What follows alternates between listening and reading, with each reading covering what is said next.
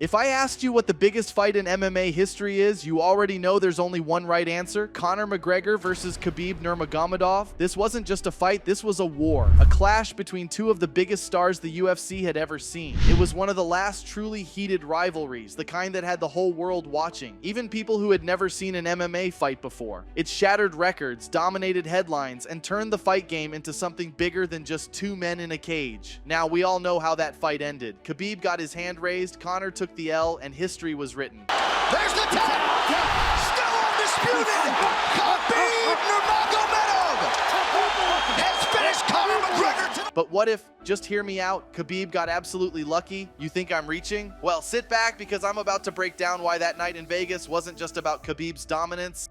So you see, 2018 wasn't just another year for MMA, it was a big one. Why? Because it gave us the super fight of super fights, a clash so massive that it transcended the sport itself. Conor McGregor versus Khabib Nurmagomedov. But here's the thing, when that fight went down, both men were in completely different phases of their careers. On one side, you had Khabib, the undefeated Russian wrecking machine who had been locked in, staying active, and sharpening his tools inside the octagon. In just 1 year, he took on two major fights. First, he dismantled Edson Barboza, 3 rounds of pure domination, ragdolling him around the cage, smashing him with relentless ground and pound. Then, he fought Al Iaquinta, who had stepped in as a third-choice replacement for Tony Ferguson. It didn't matter. Khabib still ran through him, dictating the fight from start to finish. Now, on the other side of things, Conor McGregor. While Khabib was staying active, keeping himself sharp against top-level competition, Conor had been on a completely different path. A year before this fight, McGregor wasn't training for MMA. He was chasing something even bigger. He had stepped away from the octagon entirely to prepare for the biggest payday of his life, a $100 million showdown with Floyd Mayweather. And let's be real, who wouldn't? When that kind of money is on the table, you put everything else on pause.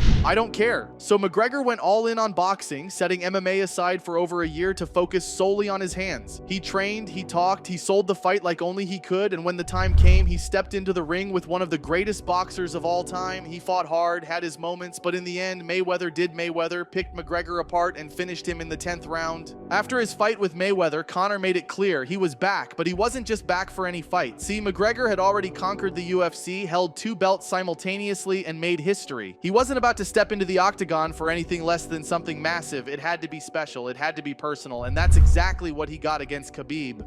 The build-up to this fight? Absolute madness. It wasn't just hype, it was hatred. These two men never really liked each other, not even when they were minding their own business in their divisions. But things really exploded in 2018 at a nightclub in Moscow. Conor's right-hand man, Artem Lobov, was out with a few UFC fighters when a group of Khabib's boys rolled up. They weren't there to chat, they started throwing shade, talking about how McGregor was ducking Khabib, how he was avoiding the fight. It got heated, but somehow things calmed down before it turned into an all-out brawl. But later that night, one of those same guys sucker punched Rasul Mirzaev in the back of the head while he was in the bathroom. Just 2 weeks later, Mirzaev got jumped, shot, and nearly beaten to death. Rumors went around linking one of the attackers to that nightclub incident. Then came Conor. 4 months later, McGregor showed up at the UFC 223 press conference on a mission. This wasn't just a press event anymore, this was personal. Conor hunted Khabib down, stormed into the arena, and went full-blown maniac mode. He chased Khabib's bus like a scene straight out of an action movie, hurling a fence, a cart, a garbage can, whatever he could get his hands on. But if you thought that was wild, the trash talk that followed made it even worse. Conor took things to another level. He didn't just talk about the fight, he went after everything. Khabib's family, his religion, even throwing out mafia accusations. At that point, this wasn't just about competition anymore, this was a war. So when these two finally stepped into the cage, the entire world knew what was coming.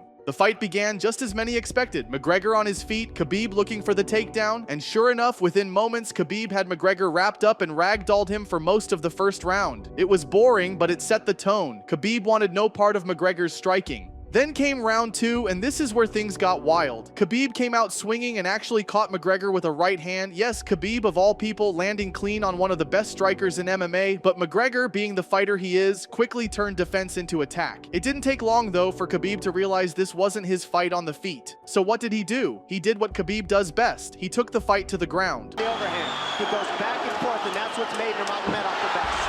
That right hand.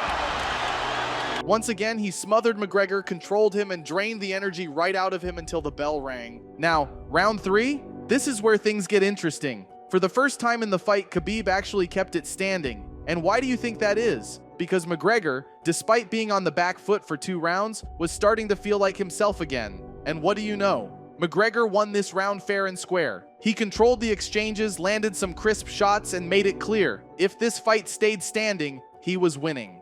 And this should have been the moment where McGregor turned the tide completely. But why didn't he? Why didn't he capitalize? Hold that thought, I'll get to that soon. Then came round 4. McGregor came out sharp, landed some solid shots. Send up, he's waiting for the right hand of Khabib. And for a second, it looked like he might have something cooking. But somehow his punches weren't doing real damage. And for the same reason he couldn't put Khabib away in round 3, I'll explain that in a second. Khabib, knowing he couldn't trade with McGregor for long, went right back to his game plan. He shot for another takedown, and once again, McGregor had no answer. McGregor trying to use the fence to his advantage. And he gets tripped right down. Before long, Khabib had him completely tied up, and when he locked in that neck crank, it was over. Still undisputed. Khabib Nurmagomedov has finished Conor McGregor tonight. But let's take a step back, because there are 2 big reasons why McGregor couldn't do what he normally does, and that's exactly what I'm about to break down. First, Conor wasn't in his MMA core when he fought Khabib. By that point in his career, he had already done it all in the UFC, double champ status, record-breaking fights, all of it. So what did he do? He went and chased an even bigger prize, Mayweather. Spent an entire year training for a completely different sport, sharpening his hands for boxing instead of wrestling and grappling. Meanwhile, Khabib was in full MMA mode, fighting twice in a year, staying sharp. Khabib Nurmagomedov.